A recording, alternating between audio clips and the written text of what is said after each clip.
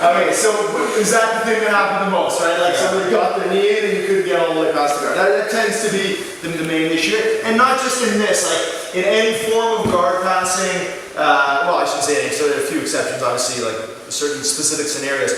But generally speaking, if somebody's going to either prevent your pass, it's going to be by sticking their knee in, or in particular, if you've like just about past the guard, you're almost to side control, they frame you a little bit, they hit the escape, they get their knee. So it's a very common scenario, either like, you know, again, to prevent the pass or as a consequence if you almost pass it. So, hey, for a second.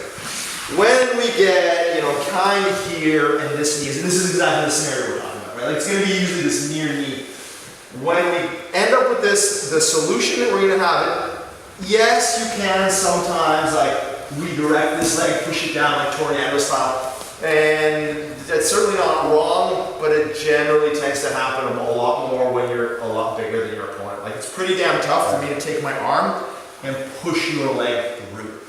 But one thing, and we talked about this idea, right? Tension enables or amplifies my lever control. So he's going to have this tension in response. So I'm going to put this leg up, and I'm going to redirect his hip. I'm going to move myself into the leg drag position. And I did this without grips on purpose. That's how I want you to do it. Yes, I can maintain my grip. But the kind of control that we're trying to exert here has less to do with the grip scheme and more to do with activating this lever to, again, point my partner's hips away from me. I've done my kind of movement, I got myself to here, or you know, maybe it was on this side, and he turned and like, okay, all right, damn it, what do I do? Leg up. Knee is going to turn in, and my goal, notice how Andrew's putting his foot on the mat. That's enabling him to have, what? Base. There you go. He's got base. He's got roughly 45 degrees because this frame needs to be roughly 45 degrees because my pressure is coming in at roughly 45 degrees. So as long as I continue to just apply this forward pressure, hip escape now, that's all that's ever going to happen here. All right? If you push their leg through, they're screwing up. It's nothing you did awesome. As long as he, this is the way it is, right? As long as he's lined up like this, as long as he's matching my force vector, right, his posts are matching that 45-degree angle, he's going to be good. So if I'm trying to like hold on while I do this, I'm going to stay at this angle. My hips are basically pointed at his hips. So what I'm looking to do is put my hand on the mat, and even for emphasis, I want you to put this hand on the mat. Oftentimes you'll be trying to secure the hip, but just to learn like the sensitivity of the movement, I'm going to go like this. And I took his leg off the mat, so I denied him base. I didn't try to do a leg drag. I didn't go, yeah, like, no, that just shouldn't happen, right? Like, just don't let me pull you. It's not gonna work. What I want is to access this lever by flaring my leg. This would go the same if I was actually trying to like leg drag him from here. I'm not gonna go like this and then leave this leg alone. I'm gonna go like this. And I'm going to push my shin into the bend of his knee, and I'm going to keep this foot from going in the base. So all I'm doing is I'm rewinding back into the leg drag position. What's happened here, I referenced range battles earlier. We had a range battle. I lost. When I lose a range battle, I should not go forward. I should go backwards. He got the range he wanted. If I keep going forward, I may get like arm lock, you know, omoplata, triangle, all that kind of crap can happen. Because I'm trying to insist on a movement without breaking my opponent's alignment. So we've got ourselves here. No problem. This knee comes up. This leg flares. My knee is turning in towards his abdomen. Try to put your leg on the mat. I mean, it should be pretty damn impossible.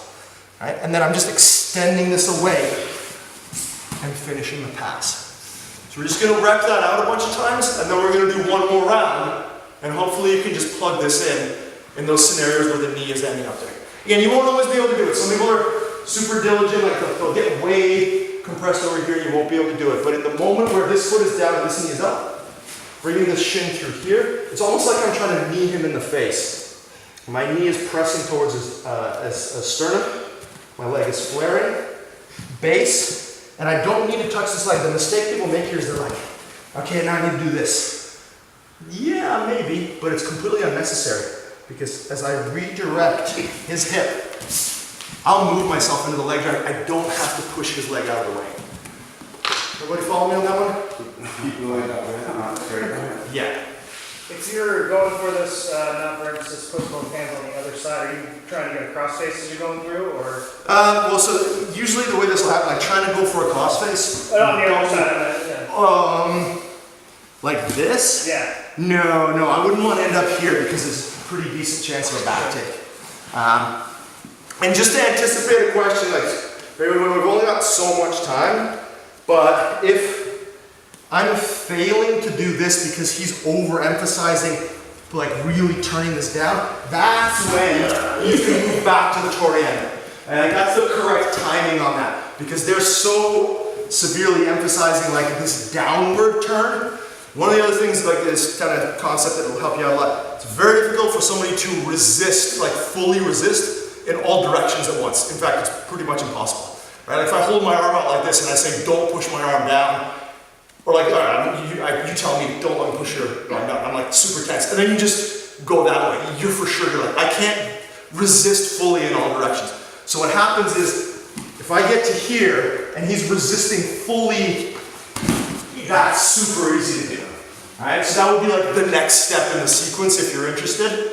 All right, I kind of had these 3 movements planned out, so certainly do it if you're like sparring the position. That is the right thing to do. But for now, get that leg drag movement, hands on the mat, flare. It's like you're throwing a side kick into his leg, and just kind of push yourself that way.